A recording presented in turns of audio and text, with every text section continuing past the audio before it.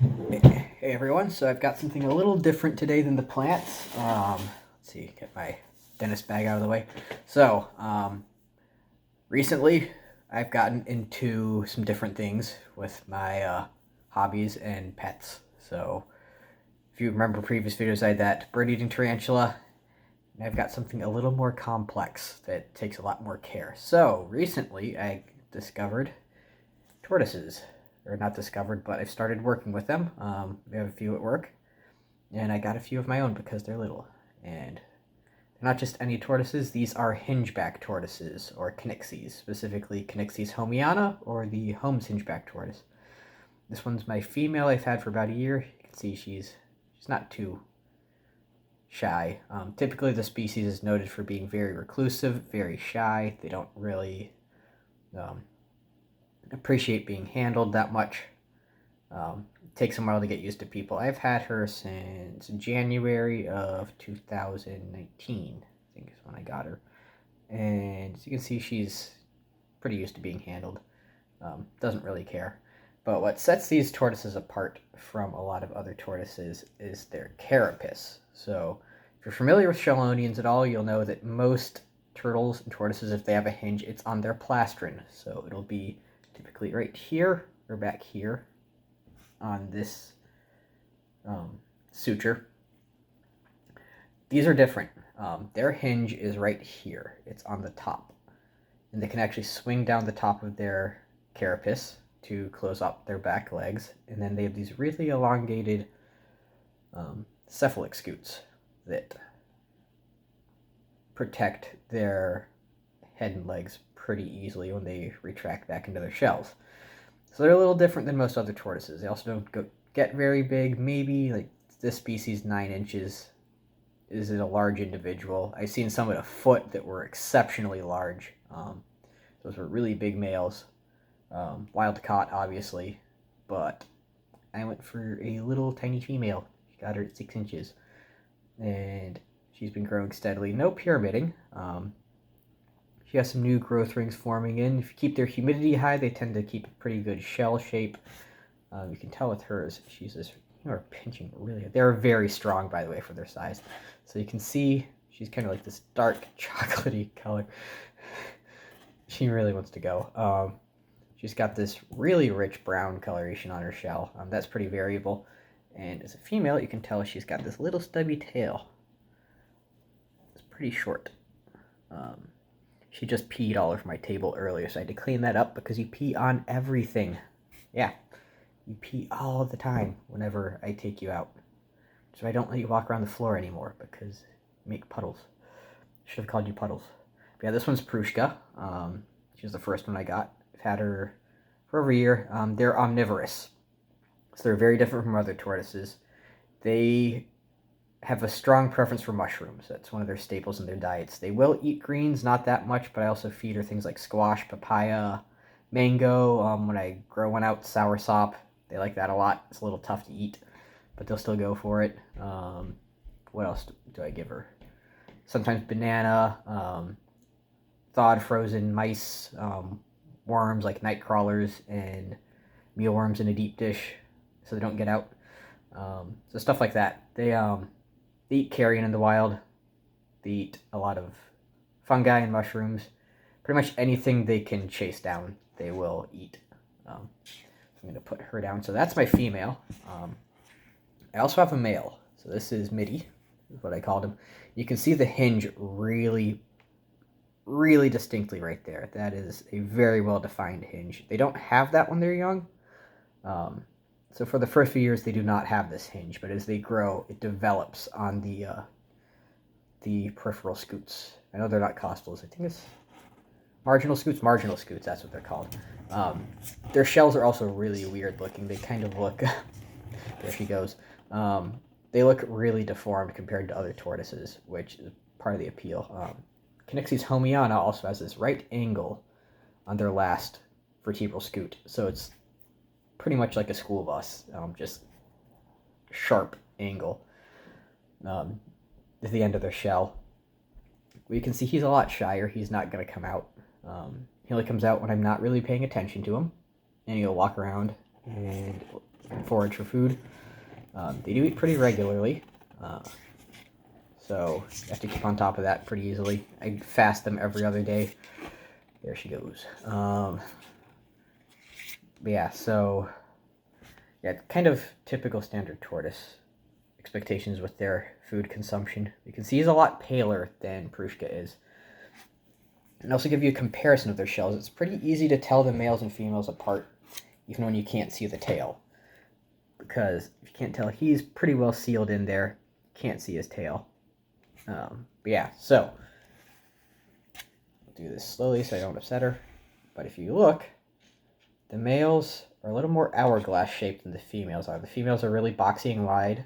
The males are a little thinner. And they have kind of more of a constriction right before you get to the cephalic scoots.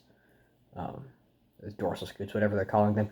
I use human anatomy terms. That's what I studied. So I've got that. They also got really long legs, which is what I find really fascinating about them. Long, skinny legs.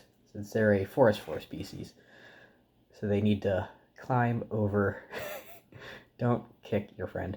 They need to climb over fallen debris. So those long legs give them an upper hand with that. Yeah, so thinner shell. I'm trying to think what else there is. The plastron is the main thing. So if you look at Mitty, he's got this really concave plastron.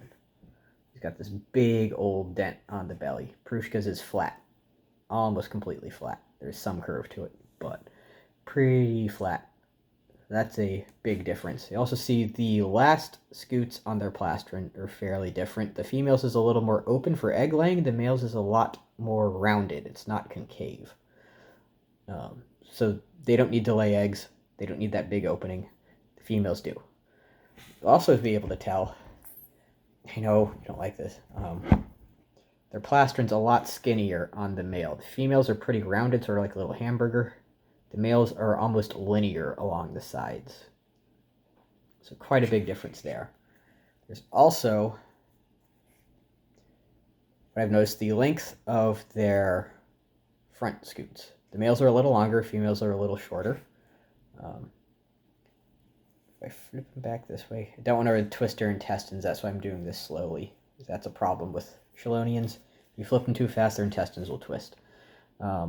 She has more of an indent in that nuchal scoot, which is the center one right here. So hers is shorter than Mitty's is. Mitty's is pretty long, pretty dramatic. Prushka's is a lot more concave and doesn't jut out nearly as far. There's also a bit more of a dramatic flare on the front of their plastron for the males. You can see it kind of pushes out. Females is more, it gets more to the point. It doesn't go in any fun directions. So the males is kind of flares out a little bit. It's probably, they're not really a combative species. They get along pretty well. So I don't think that's for combat purposes with other males. But yeah, so hingeback tortoises. Fun little things. I do not recommend these for beginner tortoises. I got them as my first tortoises, but I know what I'm doing.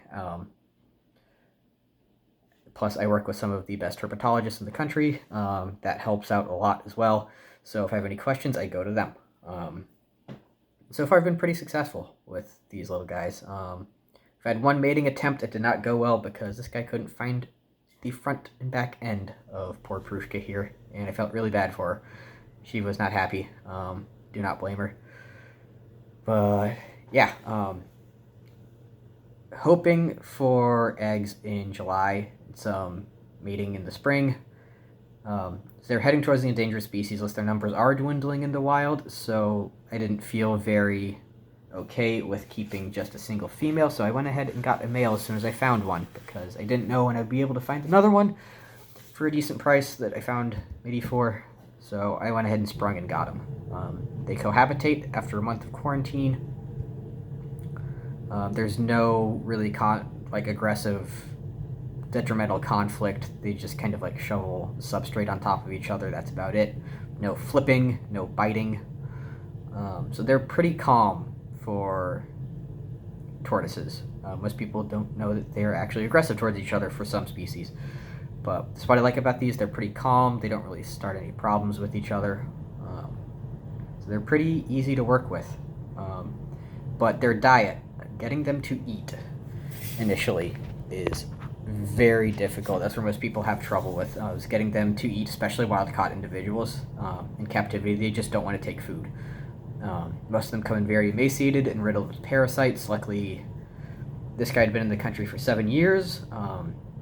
She's parasite-free. I managed to get her free of worms by myself, so that worked pretty well. But yeah, so they're not really good beginner tortoises until we start getting more captive ones. Where do you want to go? Yeah, so more people are producing them in captivity. We're getting more F1s and F2s. So yeah, getting their numbers up in captivity, really important. They're losing habitat rapidly in the wild, which is unfortunate because they're a fantastic species. I love these things. They're so cool. Yeah, that's pretty much the rundown on the basics of Kinixys homeana. One of my favorite Chelonian species by far. I work with a lot. I know a lot of them. There's just something about these that I really enjoy. Might be because they look like a dead leaf with their shell, and that's part of my preferences for animals. I just really like animals that have that extreme level of crypsis, and they meet that.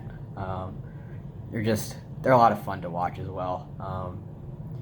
Really kind of cryptic behavior.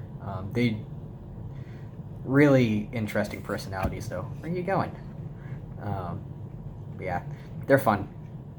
Yeah, so if you've successfully kept a few tortoises before and you want to try something really different, these are a fantastic little option. Where are you going?